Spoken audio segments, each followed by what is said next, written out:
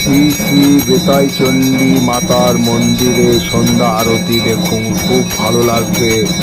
এই মন্দির আপনারা দর্শন করবেন। হাওড়া থেকে 61 নম্বর বাসে করে বেতাইতলায় এসে দর্শন করবেন, বলবেন বেতাইতলা বাজার। জয় মা বেতাই চণ্ডী।